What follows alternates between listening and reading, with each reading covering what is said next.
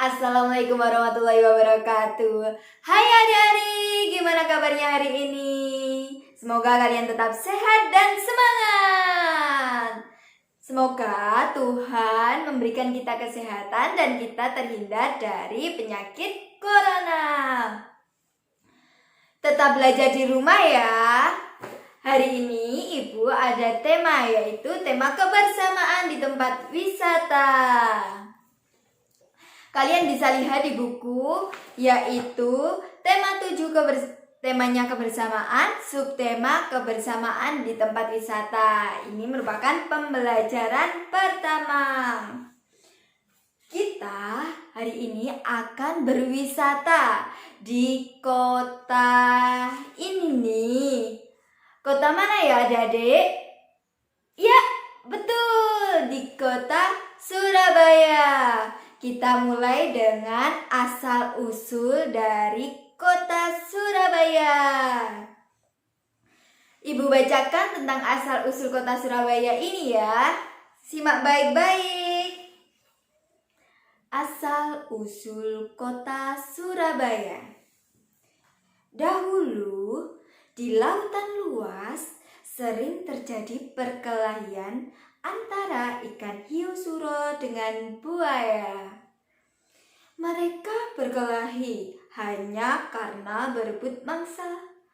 Keduanya sama-sama kuat, sama-sama tangkas, sama-sama cerdik, sama-sama ganas, dan sama-sama ragus. Sudah berkali-kali mereka berkelahi, namun belum pernah ada yang menang ataupun yang kalah.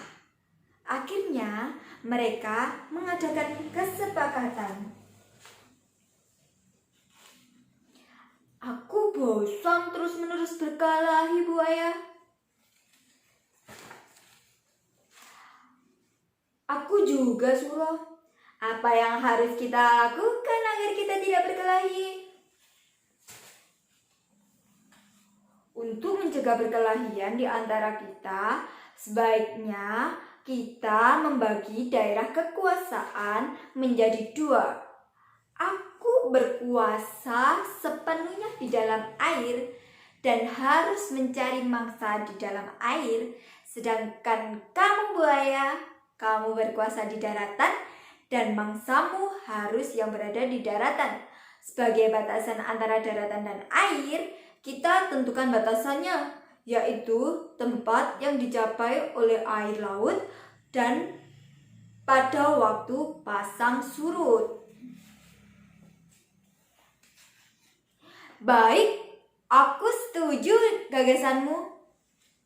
Dengan adanya pembagian wilayah kekuasaan, maka tidak ada lagi perkelahian antara suro dan buaya. Keduanya telah sepakat untuk menghormati wilayah masing-masing. Namun, pada suatu hari, ikan hiu suro mencari mangsa di sungai. Hal ini dilakukan dengan sembunyi-sembunyi agar buaya tidak mengetahuinya. Mula-mula hal ini memang tidak ketahuan, tetapi pada suatu hari, buaya memergoki perbuatan ikan hiu suro ini. Tentu saja sang buaya ini sangat marah melihat hiu suro melanggar janjinya. Hai suro, mengapa kamu melanggar peraturan yang telah kita sepakati berdua? Mengapa kamu berani memasuki sungai yang merupakan wilayah kekuasaanku? Aku melanggar kesepakatan. Bukankah sungai ini berair? Bukankah aku sudah bilang bahwa aku adalah penguasa di air? Apa? Sungai ini tempatnya di darat, sedangkan daerah kekuasaanmu ada di laut. Berarti sungai itu adalah daerah kekuasaanku. Tidak bisa, aku kan tidak pernah bilang kalau air itu hanya air laut, tapi juga air sungai.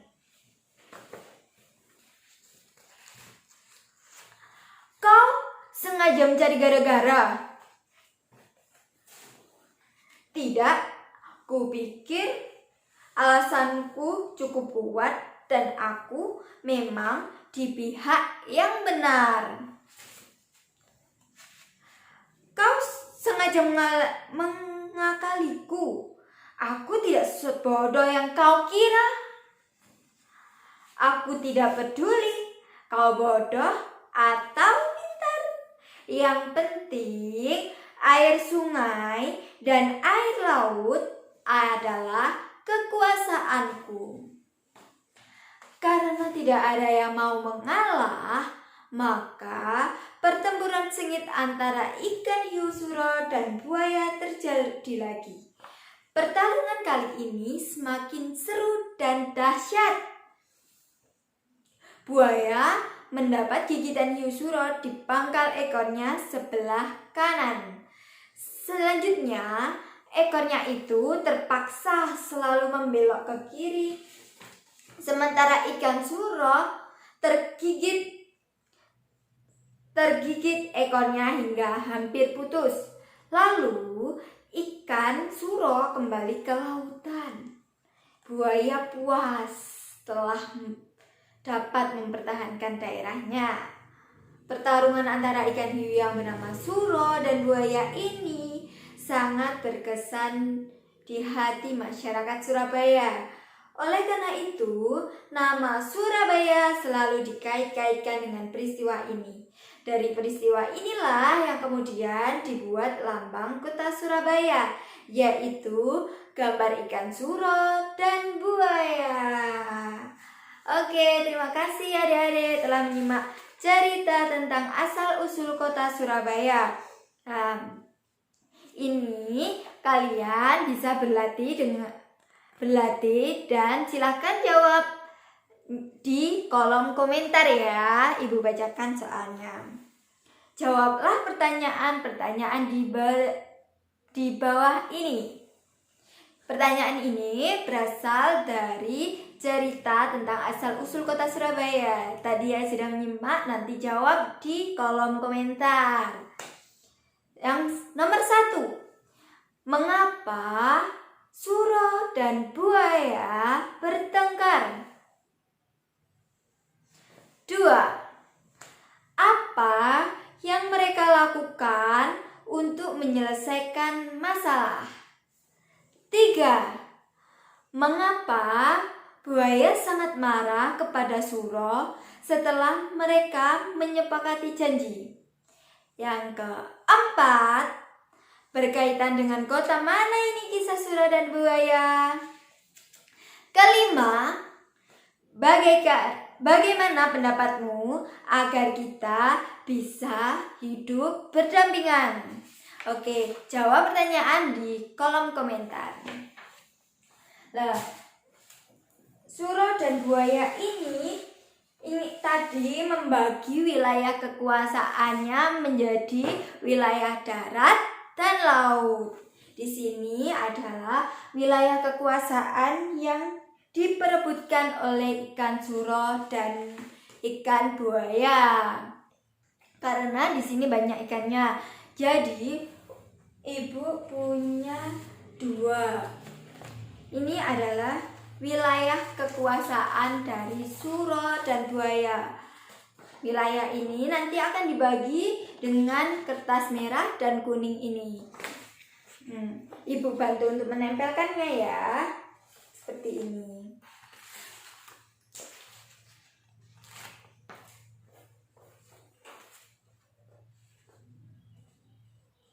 Oke, untuk merah dari sebelah sini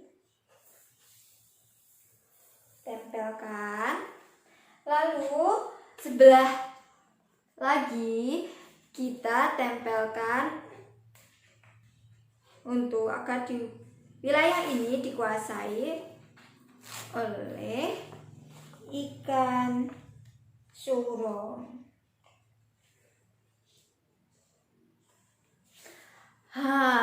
Wilayah yang tadinya banyak ikan kemudian dibagi menjadi 2 bagian, di wilayah merah dan kuning. Untuk wilayah yang merah ini akan ditempati oleh hewan buaya, dan wilayah yang kuning ditempati oleh ikan hiu suro. Jadi, gimana adik-adik cara kita menuliskan wilayah yang ditempati oleh buaya ini? Berapa wilayah yang ditempati oleh buaya ini? Ya, separuh bagian atau setengah bagiannya. Ibu bantu tuliskan di sini ya. Bagaimana sih nulis setengah? Gini deh, gini aja deh. 1/2. Oh, kamera. Oke, 1/2. Bacanya 1/2. Kita tuliskan ya di sebelahnya. 1/2.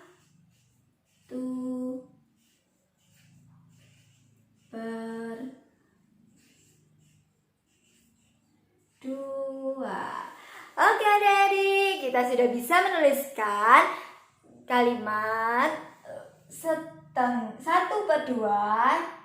Jadi kita baca bersama-sama yuk. 1/2. 1/2 untuk wilayah siapa? Untuk wilayah buaya, dan 1/2 lagi untuk wilayah ikan suro. Nah, adik-adik, gimana kalau ikan suro ini ingin menempati wilayahnya ini? Kalau ikan suro ini akan membagi wilayahnya menjadi seperti ini. Kita tempelkan dulu ya.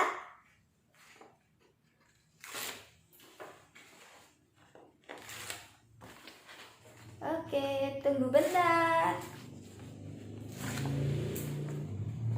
Kita tempelkan wilayahnya dari ikan suro.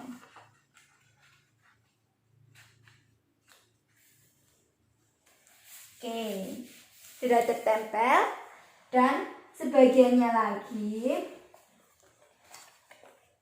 ini untuk wilayah dari buaya.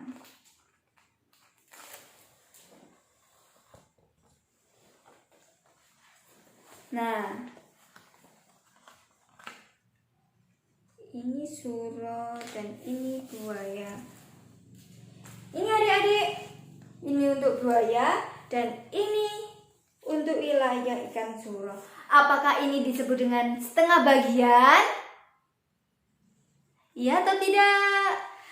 Ini ada 2 bagian. Apakah ini disebut dengan setengah bagian? Tidak.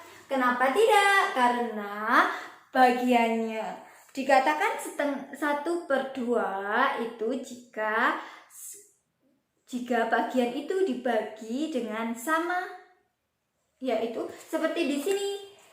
Kuning dan merah bagiannya sama, besarnya sama. Sedangkan di sini hitam dan kuning ini besarnya tidak sama, jadi tidak bisa dikatakan setengah atau 1/2. Lalu adik-adik, bagaimana sih kalau bagian itu mau dibagi menjadi 1/3? Yuk.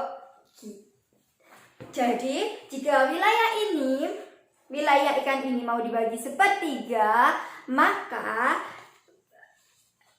bagiannya ini, kertas ini, wilayah ini harus ada 3 buah dengan ukuran yang sama besar. Apakah ini sama? Kita coba tempelkan. Ya adik-adik, ternyata tiga warna ini ukurannya sama. Kita tempelkan ya.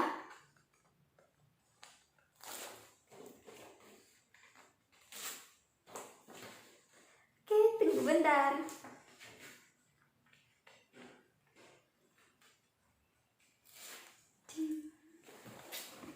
Oke, ini untuk bagian dari merah.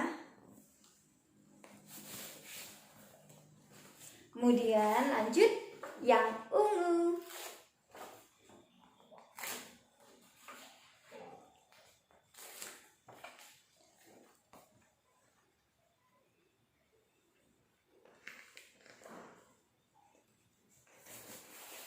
tertempel. Lanjut kita bagian yang hijau.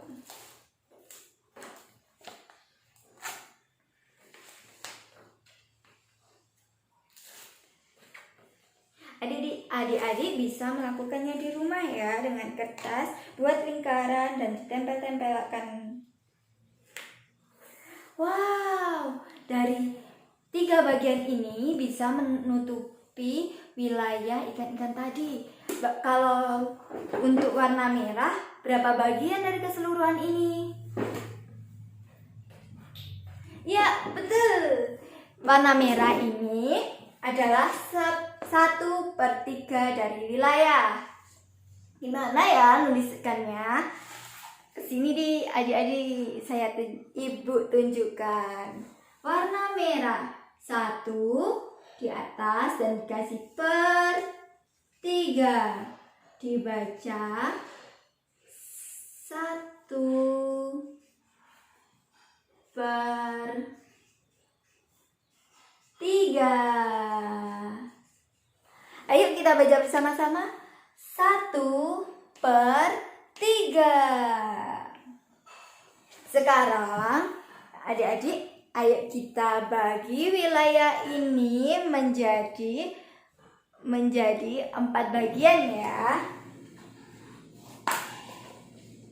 Kalau mau dibagi 4,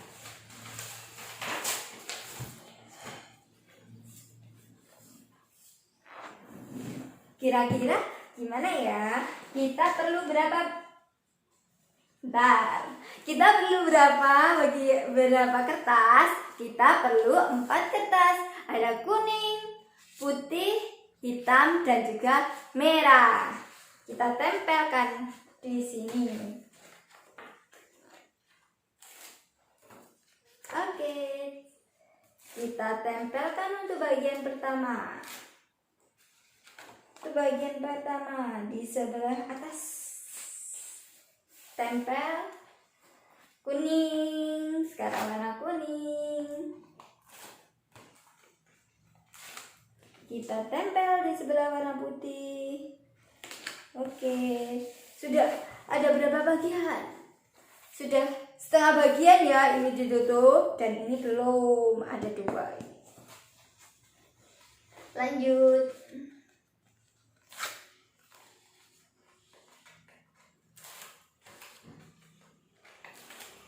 Warna hitam di sebelah kuning. Warna merah kurang 1 bagian lagi, kita tutup pakai warna merah.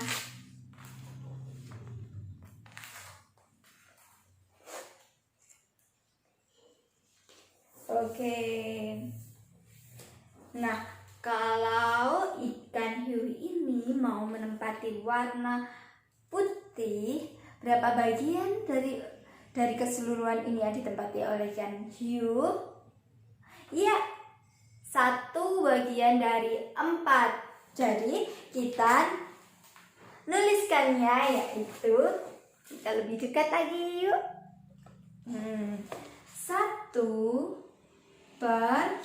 1 bagian dari 4. 1, 2, 3, 4. Berarti nuliskannya 1/4. Sama dengan ditulis dengan 1/4.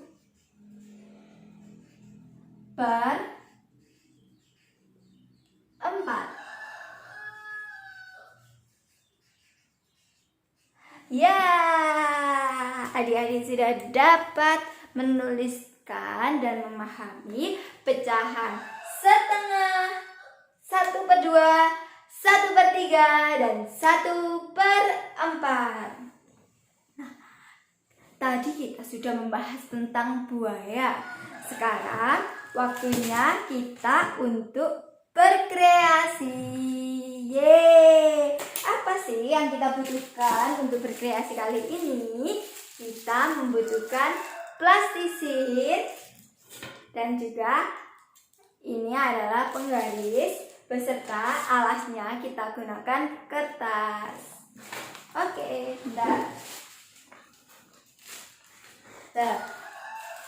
ambil Caranya ambil plastisin ini secukupnya ya. Ini akan kita buat buaya. Suro dan boyo. Kita buat buayanya ya.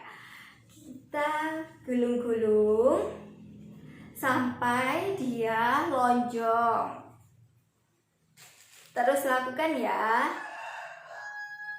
sampai nanti bentuknya seperti ini menyelonjong. Lalu kita buat mulutnya ya. Mulutnya kita buka dengan penggaris ini. Di bagian depan ini silahkan dibuka, dipotong. Oke, selesai. Lalu buka. Lah, kita punya mulut dari buaya. Setelah sudah, letakkan, kita buat sirip yang di atasnya. Caranya ambil sedikit aja. Ini gulung-gulung, tekan. Setelah gulung, tekan. Kemudian kita potong dengan zigzag.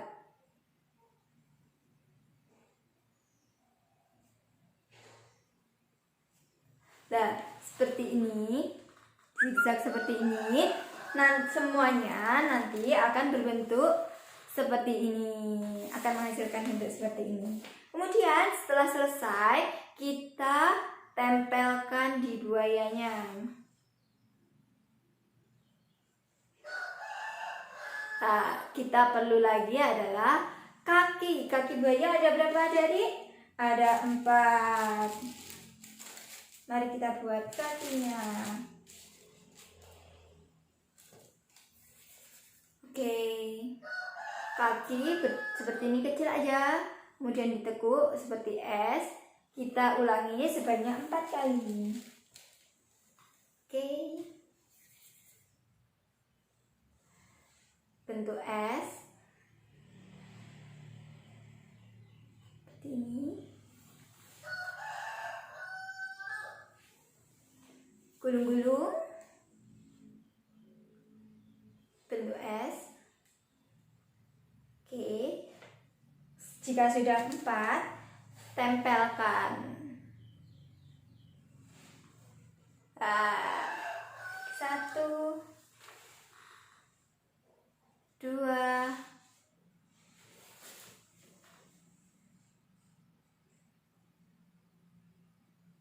3, dan terakhir 4. Nah, ini bentuk buayanya. Oh, buayanya kurang apa Adik? Kurang mata. Oke, mari kita buat matanya. Sedikit aja, kalian perlu plastisin sedikit aja. Bunder-bunder. Kemudian setelah itu pipihkan. Pipihkan itu seperti ini Adik-adik. Nah, seperti ini. Lalu tempelkan. Oke, bentar. Kita tempelkan buat matanya. Oke, buaya dari tanah plastisin sudah selesai. Kalian bisa ikuti di rumah ya, buat kreasi dari buaya.